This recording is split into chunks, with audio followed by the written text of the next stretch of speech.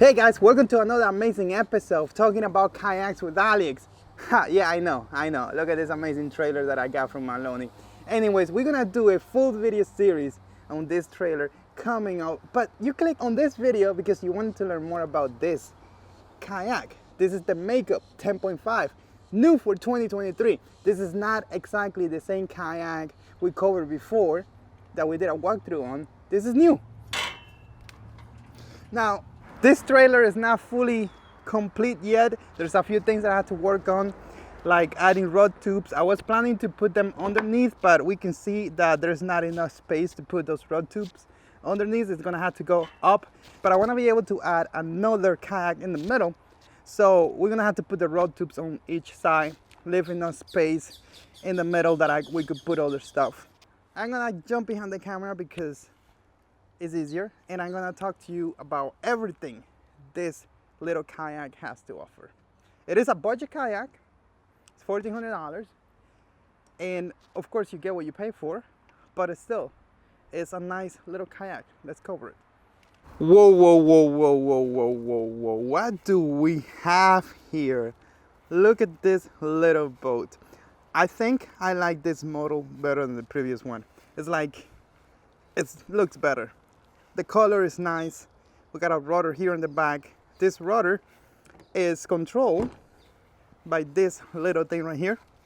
And this, you could put it on the left or you could put it on the right. And it does work. I mean, you gotta get used to it. We had it on the water. It performed well for the value that you get out of this, what are you paying for, but you gotta get used to it. So let's start here in the rear. Let's show you some of the stuff that this boat has to offer.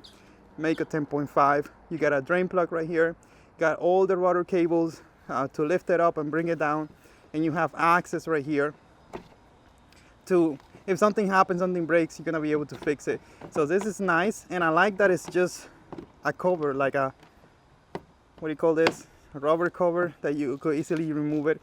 Now, something I like about kayaks in general is being able to have open spaces. You look at this thing is fully open. It doesn't have, other than this hatch here, it doesn't have any other hatch to, like sometimes they put hatches in the front. No, this one doesn't have that.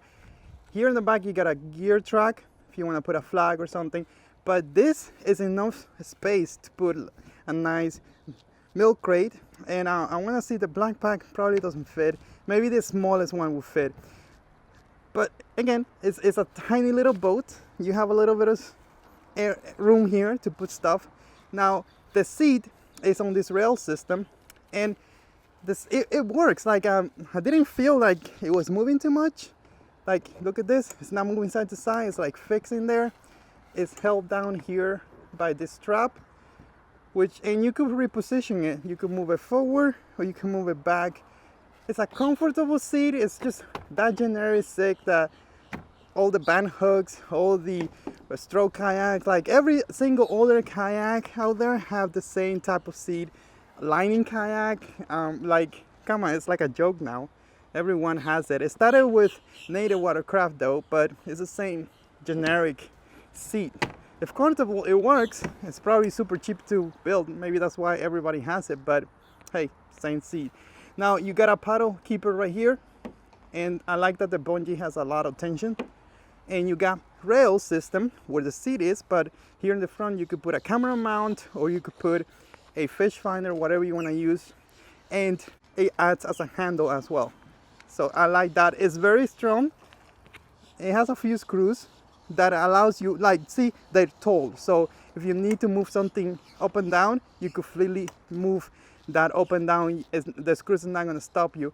That's why I like this type of rail system, because it's high. So you got a scupper hose right here, and built-in, molded in rod holders. You got 1, 2, and then you got 3 and 4. And the best part of these rod holders is that a little tiny can of Red Bull fits in here easily, and it just stays there. When I saw that, I was like, whoa. So underneath here, it looks like you have room to put a bottle of water under there, but I mean, sometimes you're gonna forget that it's there because of the seat. You have like a ruler here. This could come in handy when you catch a keeper. and you don't have a ruler and you're not sure, so that's awesome. You got some thread inserts here. Not sure what that is for, but hey, you could use it for whatever you want. They molded in an area to keep your drive. So if you're not gonna be using the drive because you're gonna be paddling for a while, and this thing pedals well, I mean, for the size, you could just take it out and put it there. And here in the front, you got another gear track. Again, if you want to put a camera pole or flag or whatever you want to put. So looking at the whole of the boat, and we took it on the water and we flipped it. So we did an stability test. It performed well. This boat has a lot of primary stability. Like you can stand up on it and walk and all the stuff, but you're not gonna flip. But the second you tilt a little, you're fine in the water because the hull is pretty much flat. And if you wanna see all that, check the Does It Flip video. I really like that they put a keel protection here that you could replace. The plastic started being eaten away by the dragging of it, and having this is great because you just replace it when it's done. And it has a built-in handle right here. Now, the start of this boat, and the reason why it was so impressive when it was first announced years ago when it came to the market, because it was $1,000 with a drive. And that was unheard of. When we heard of a kayak with a drive going for $1,000, we were like, that's impossible, it's probably trash. Is it trash? No. Is it worth $1,000? Yes. Is it worth $2,000? I don't think so. Okay, so let's remove the drive.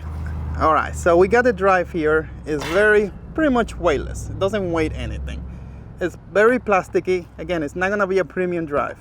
If you put it in, it has that little guard, which does work. It stopped the water. I was able to put the drive in there, but the trailer is gonna stop me from like turning the prop, which that's one of the things that I wanted to do. The drive is there, and to lock it in, you just pull this up and you turn it, and you do it on the other side as well, and this thing is locked up.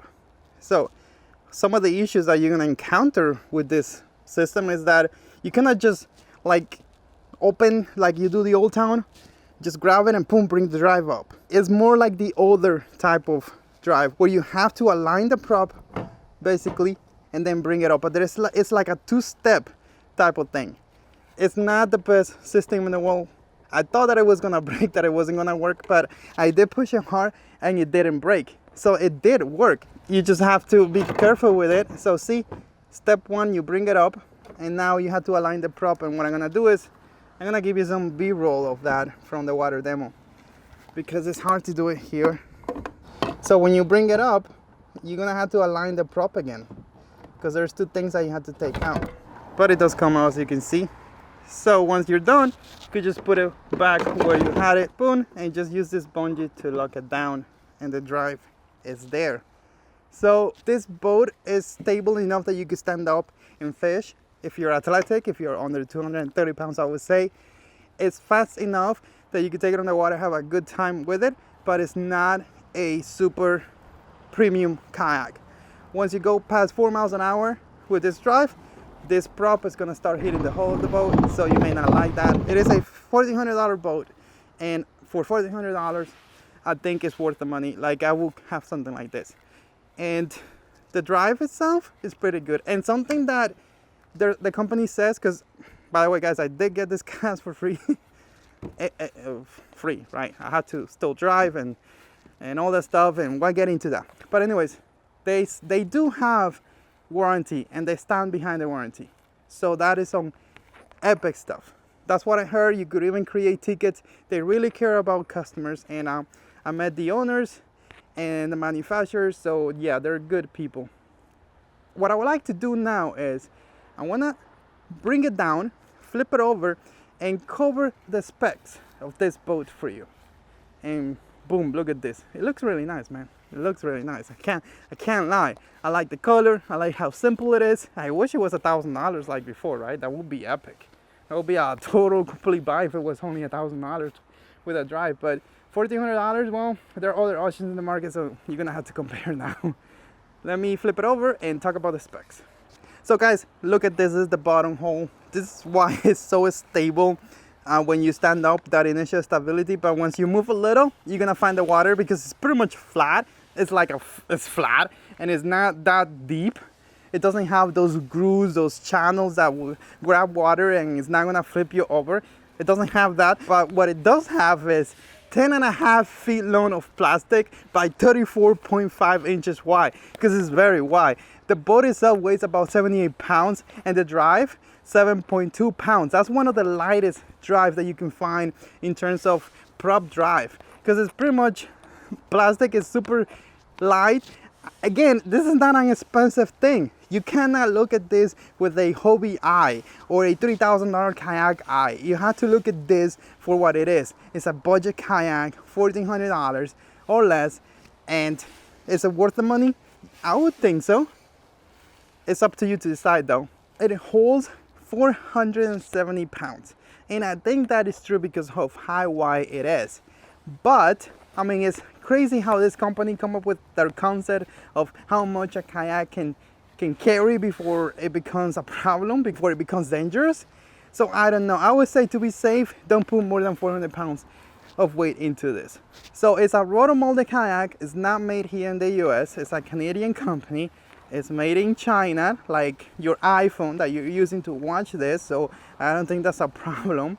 To me, the main thing when it comes to this type of kayaks is that if something breaks, will the company replace it, right? That's the main thing.